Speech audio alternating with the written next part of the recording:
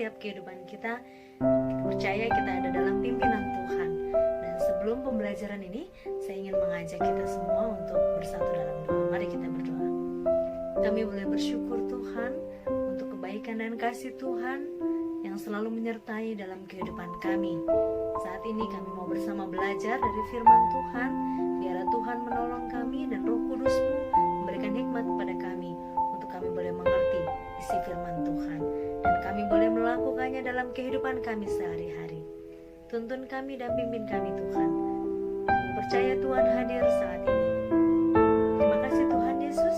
Inilah doa kami. Kami siap belajar firman-Mu. Amin.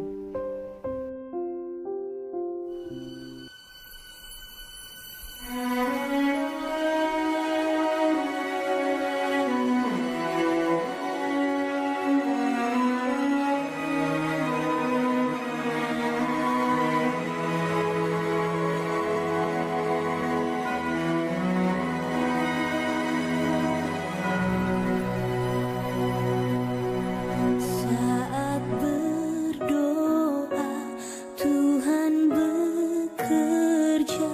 Tuhan menggerakkan tangannya. Doa melakukan yang tak mungkin bagiku. Doa membukakan tingkap langit bagiku. Saat berdoa, Tuhan bekerja. Tuhan menggerakkan tangannya. Doa melakukan yang tak mungkin bagiku. Doa membukakan tingkap langit bagiku. Tiada yang mustahil bagimu. Tiada yang tak mungkin bagimu. Dulu, sekarang, sampai selama-lamanya, Tuhan Yesus berkuasa. Tiada yang mustahil bagimu. Tiada yang tak mungkin bagimu. Dulu, sekarang, sampai selama-lamanya, Tuhan Yesus berkuasa.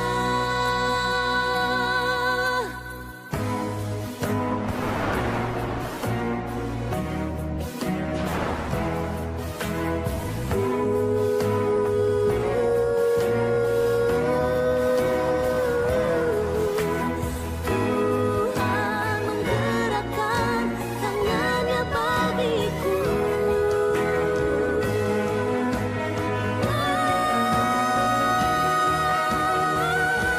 Tiada yang mustahil bagimu.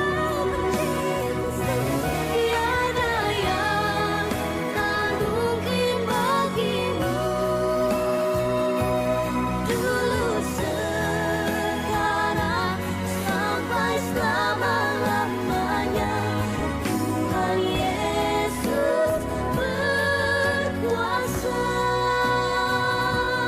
Dulu, sekarang, sampai selama-lamanya, Tuhan Yesus berkuasa.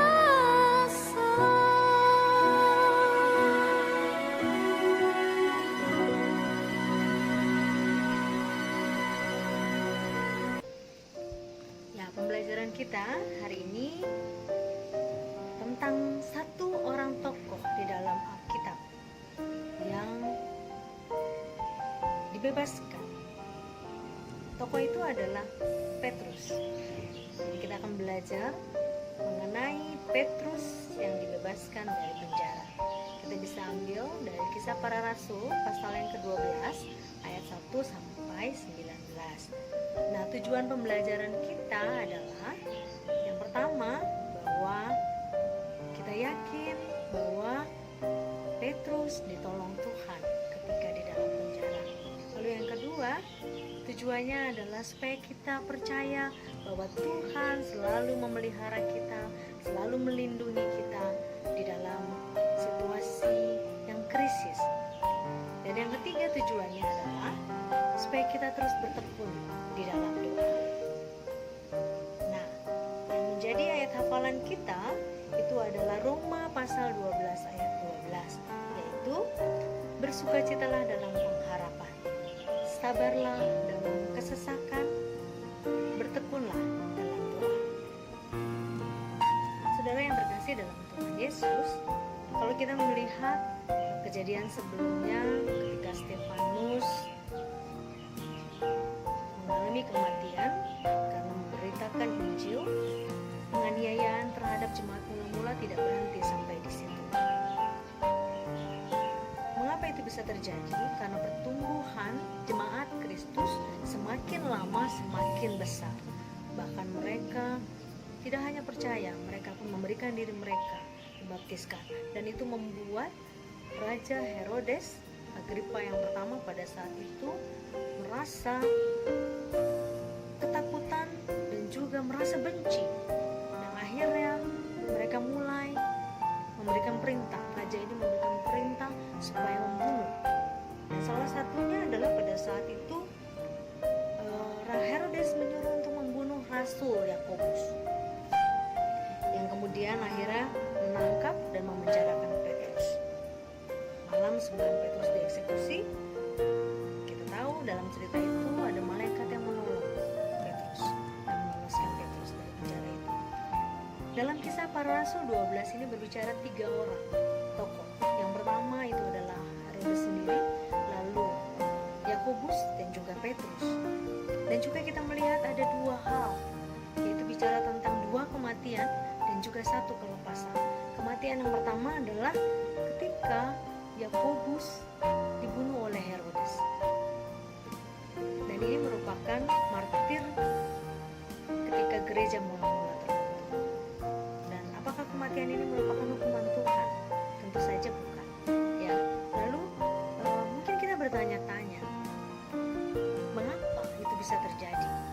Mengapa Tuhan lebih memilih Petrus daripada Yakobus? Apakah Petrus lebih penting daripada Yakobus?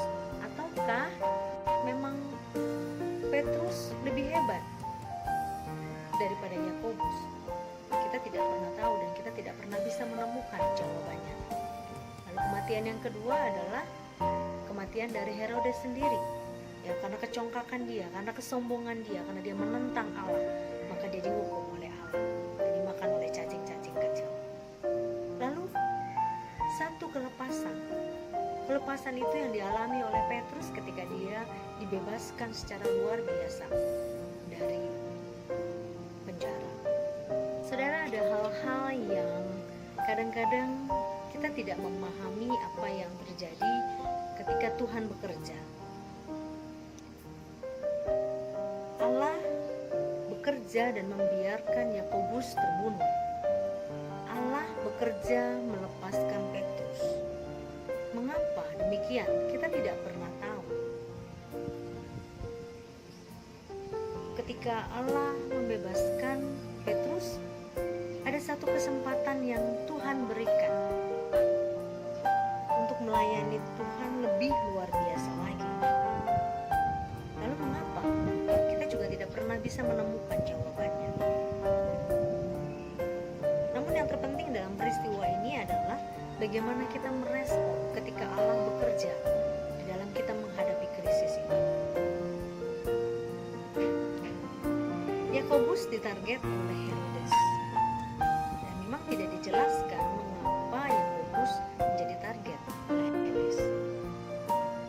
Apakah karena dia menjadi seorang yang vokal pada saat itu?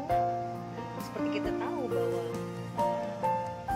Yohanes dan Yakobus itu dijuluki dengan nama Boanerges. Boanerges itu artinya anak-anak guru. Jadi ketika mereka berbicara berbicara? Apakah karena mereka memiliki suara yang keras seperti guru, seperti halilintar, atau mungkin karena temperamen mereka yang mudah marah, beringasan, sehingga mereka lebih berani untuk menyatakan hal-hal yang tidak benar yang dilakukan oleh Herodes. Dan itu sebabnya Yakobus akhirnya dibunuh oleh Herodes. Lalu setelah Petrus ditangkap, lalu dia dijebloskan ke dalam penjara.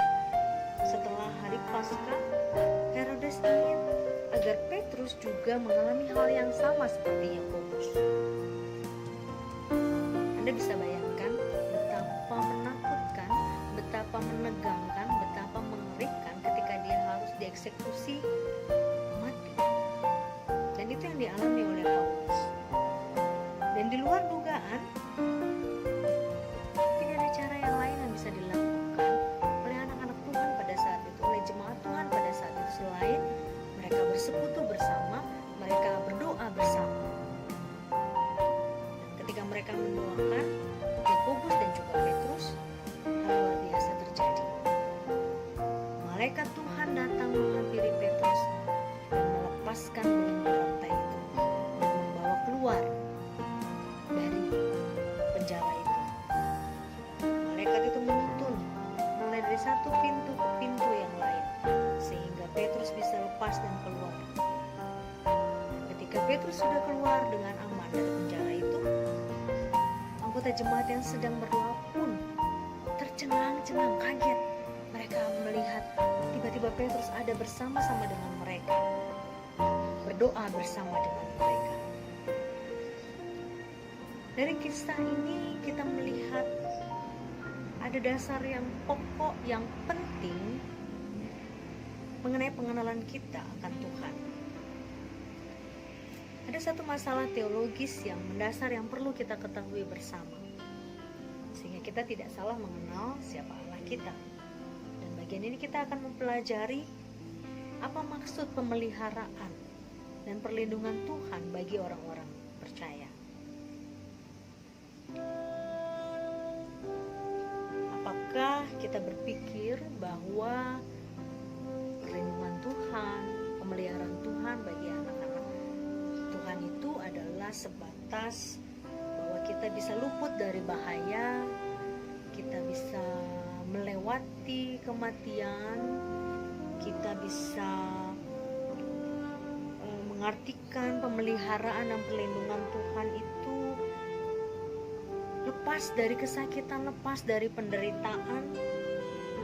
Apakah seperti itu? Jika jawaban kita iya, bagaimana dengan kasus Yakobus dan juga Petrus? Kita bisa melihat Yakobus tidak luput dari kematian, bahkan dia harus menghadapi kematian itu. Namun Petrus memang ada mukjizat spektakuler yang didapatkan, yang dialami. Lalu mengapa malaikat Tuhan tidak juga membawa Yakobus keluar dari situ, tidak juga menuntun Yakobus keluar dari situ? Apakah lupa malaikat Tuhan itu sehingga dia tidak membawa Yakobus pergi bersama-sama dengan Petrus pada saat itu? Atau Tuhan pilih kasih antara Yakobus dan juga Petrus? Ada beberapa kebenaran yang akan kita pelajari. Yang pertama adalah pemeliharaan Tuhan dan perlindungan Tuhan itu ada dalam kehendak Tuhan yang meneguhkan iman kita. Melalui kisah Yakobus dan juga Petrus ini, kita bisa melihat perlindungan dan pemeliharaan Tuhan itu sangat misterius, sangat rahasia. Kita tidak pernah tahu jalan pikiran Tuhan. Kita tidak pernah tahu apa itu kehendak Tuhan. Mengapa yang satu harus mati dengan pedang dan yang satu lagi harus dilepaskan dengan cara yang luar biasa. Kita bisa melihat pemeliharaan Tuhan tidak hanya secara fisik. Kalau ada orang-orang yang bebas dari penderitaan, bebas dari sakit atau penganiayaan, itu memang perlindungan dan pemeliharaan Tuhan. Tapi bagaimana dengan orang-orang yang harus mati? Saudara perlu ingat,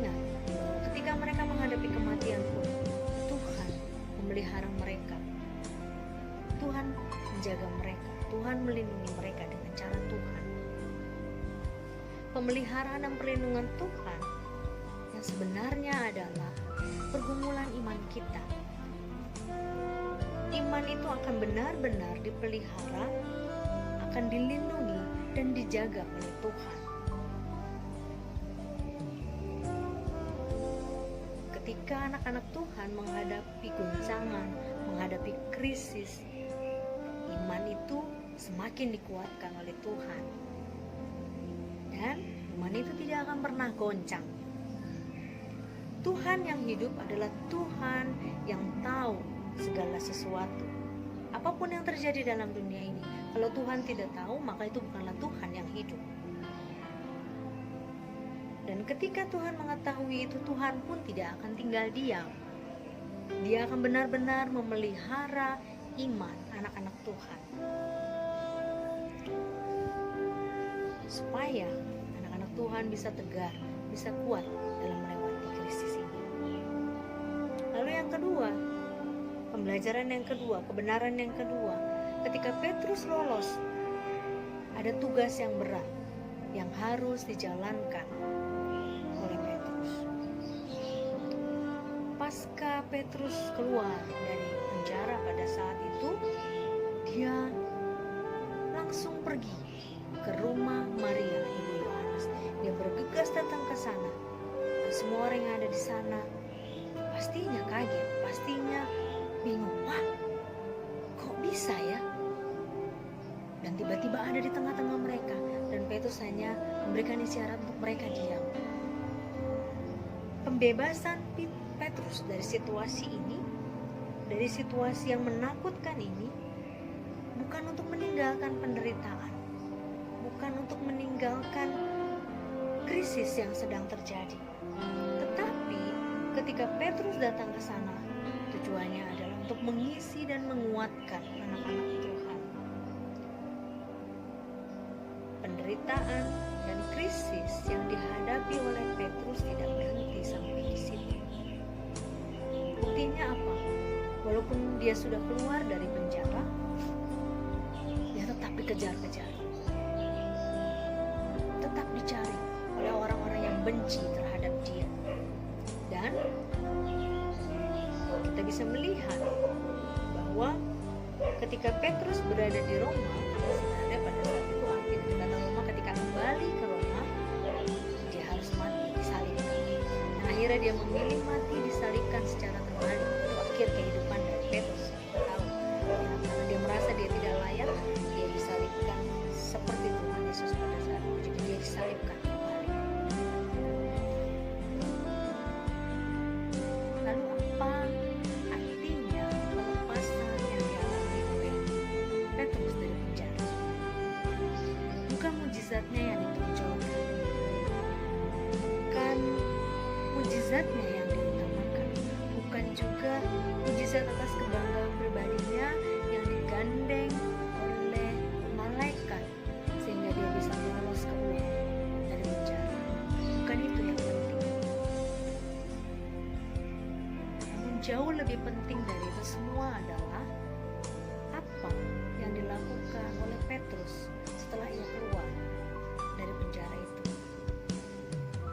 Tuhan memakai Petrus sebagai sarana supaya dia bisa melakukan perkara-perkara yang lebih besar. Dan momen pembebasan dari Petrus ketika dia keluar dari penjara itu tidak dilewatkan oleh Petrus begitu saja. Setelah dia keluar, dia langsung pergi ke rumah Ibu Maria, ibu dari Yohanes, dan dia bersama-sama masuk dalam perkumpulan doa itu dan duduk bersama-sama dengan mereka. Lalu dia menyampaikan, memberikan pesan, beritahukan hal ini kepada Yakobus dan juga saudara-saudara yang lain. Karena pada saat itu Petrus tidak tahu bahwa Yakobus telah mati. Lalu dari kesaksian yang diberikan oleh Petrus, apa yang menjadi harapan Petrus? Harapannya adalah ketika dia menyampaikan kesaksian yang nyata ini itu menjadi kekuatan, menjadi keyakinan yang penuh bahwa mereka harus tetap percaya Tuhan memelihara mereka. Tuhan akan menolong dan menyelamatkan mereka dari bara bahaya. Ini pelajaran yang sangat penting juga buat kita. Namun kita jangan sampai salah ketika kita melihat dan mengalami mujizat itu. Kadang-kadang kita sering mendengar orang-orang yang memberikan kesaksian bagaimana Tuhan melindungi dan memelihara mereka dari kehidupannya. Mereka disembuhkan dari sakit penyakit, mereka diluputkan dari bahaya, lalu mereka keluar dari kemelut hidup ini, baik secara pribadi, keluarga, maupun dalam pekerjaan dan lain sebagainya. Dan pengalaman-pengalaman itu dalam bentuk biasa ataupun dalam bentuk yang luar biasa. Orang yang mengalami sendiri, merasakan pemeliharaan Tuhan, merasakan mujizat Tuhan di dalam kehidupannya, seharusnya ketika dia menyampaikan itu dan orang yang mendengarnya pun merasakan bahwa Tuhan itu hebat. Namun apa yang menjadi persoalan bagi kita? Setelah kita mengalami banyak mujizat, apa yang kita lakukan? Apa yang saudara dan saya lakukan ketika selesai dalam pergumulan itu, ketika melihat mujizat Tuhan yang dinyatakan dalam pemeliharaan kehidupan kita? Apa? Kalau kehidupan kita tetap sama, tidak mengalami perubahan apapun, ketika kita sudah mengalami mujizat itu, ketika kita sudah mengalami pemeliharaan itu, hati-hati saudara. Mari kita kembali kepada Tuhan. Mari kita kembali nyatakan rasa takut kita kepada Tuhan. Ada satu pekerjaan, beritakan, ceritakan kepada orang lain bahwa Tuhan kita hebat dan mereka boleh melihat kehebatan itu. Akhirnya saudara, peristiwa penumpasan Petros itu merupakan kisah yang sangat luar biasa. Mungkin dari sudut pandang manusia itu sesuatu yang mustahil, sesuatu yang tidak mungkin dilakukan. Tetapi buat Tuhan kita bukan sesuatu yang mustahil. Pada waktu Tuhan bekerja dan membiarkan krisis itu terjadi, kita mengalami suasana yang menakutkan, suasana yang menegangkan, yang bahkan diambang kematian. Bahkan mungkin iman kita menjadi goyah. Tuhan tidak pernah hancurkan iman kepercayaan anak-anak Tuhan. Tuhan justru makin menguatkan kita. Tuhan justru makin menolong kita semakin yakin.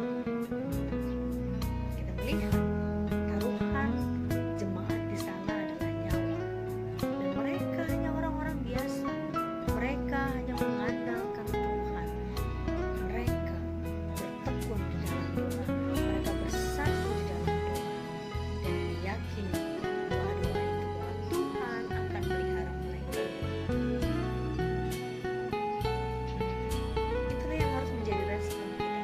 Saya garis bawahi, mereka datang berkumpul, mereka berdoa bersama. Itu yang bisa kita lakukan ketika kita merespon situasi atau suasana yang membuat kita ada dalam suasana yang krisis, ada dalam suasana yang mungkin kita tidak bisa melewati ini dengan baik. Tetapi kita boleh belajar dan percaya dan beriman kepada Tuhan. Jangan sampai kita malas untuk berdoa. Dan bukan itu saja. Kadang-kadang kita bisa membuat orang lain menjadi lemah, melihat kita murung, membuat kita melamun, membuat kita tidak lagi bergairah. Itu bisa melemahkan iman orang lain. Ketika ada tantangan dalam kehidupan kita, ada kesulitan dalam kehidupan kita, jangan tawar hati. Kita harus percaya dan yakin Tuhan pasti menolong kita. Masa krisis yang akan kita hadapi itu tidak akan pernah berhenti.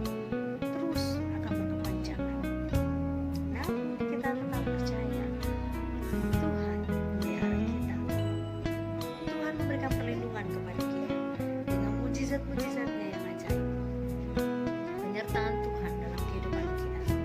Mari kita tidak jemu-jemu, terus bergumul di dalam doa. Mari kita terus panggil Dia, dan terlebih lagi kita mau bersekutu bersama dengan saudara-saudara kita. Di dalam doa, di dalam persekutuan itu, kita saling menguatkan, kita saling menopang saudara-saudara kita. Jadi mari kita mencari kehendak Tuhan, perlindungan dan pemeliharaannya, sehingga dalam keadaan apapun juga kita tetap bisa menjadi saksi-saksi Tuhan. Amin. Sungguh luar biasa, saudara, dan saya bisa belajar banyak dari Petrus ini. Biarlah ini boleh menjadi pembelajaran yang berharga buat kita semua, bahwa kita tahu Tuhan selalu menolong kita, memelihara kita, melindungi kita dari mara bahaya. Dan terlebih lagi, Tuhan mau kita tetap mengandalkan Dia di dalam doa-doa kita. Tekunlah berdoa, tetap setia di dalam Tuhan.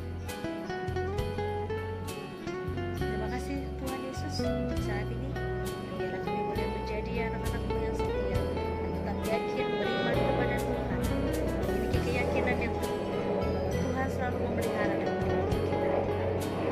Dalam nama Tuhan Yesus kami berdoa. Amin. Tuhan Yesus memberkati kita semua. Kehidupan di dunia ini tidak selamanya memberikan ketenangan kepada kita. Kadangkala ada gelombang, ada badai, ada masalah yang menerjang kehidupan kita. Dan seringkali kita kehilangan arah. Tapi firman Tuhan memberikan jaminan yang pasti bagi saudara dan saya. Ketika persoalan melanda kehidupan kita, berserulah panggil nama Yesus, karena Dialah jawaban atas semua pergumulan kita.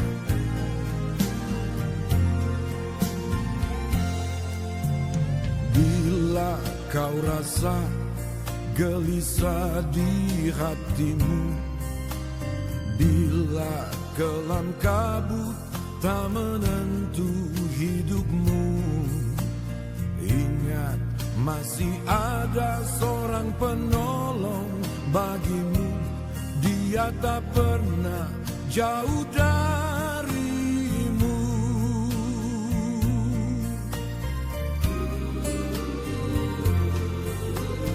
Bila kau rasa gelisah di hatimu, bila kelam kabut tak menentu hidupmu, ingat masih ada seorang penolong bagimu. Dia tak pernah jauh darimu.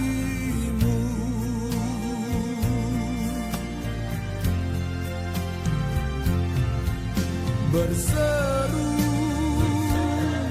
dan memanggil namanya, berdoa Dia akan segera menghampiri dirimu. Percaya Dia tak jauh darimu. Dia hanya sejauh doa.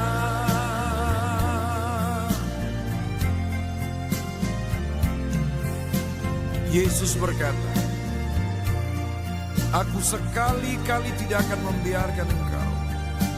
Aku sekali-kali tidak akan meninggalkan engkau. Bapa yang kita sembah di dalam nama Yesus adalah Bapa yang setia.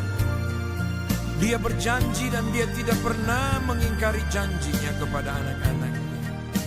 Ketika persoalan semakin rumit dalam kehidupan kita, berseru panggil namanya, karena Dia mendengar setiap doa kita dan memberikan jawaban tepat pada waktunya.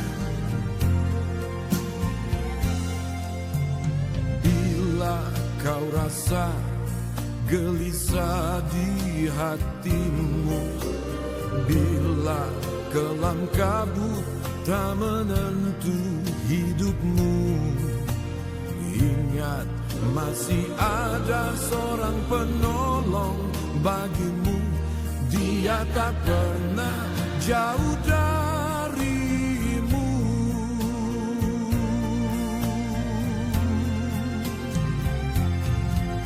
berseru dan memanggil namanya, berdoa Dia akan segera menghampiri dirimu. Percaya Dia tak jauh darimu, Dia hanya sejauh doa.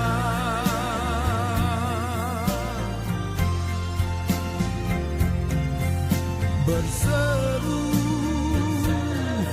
dan memanggil namanya, berdoa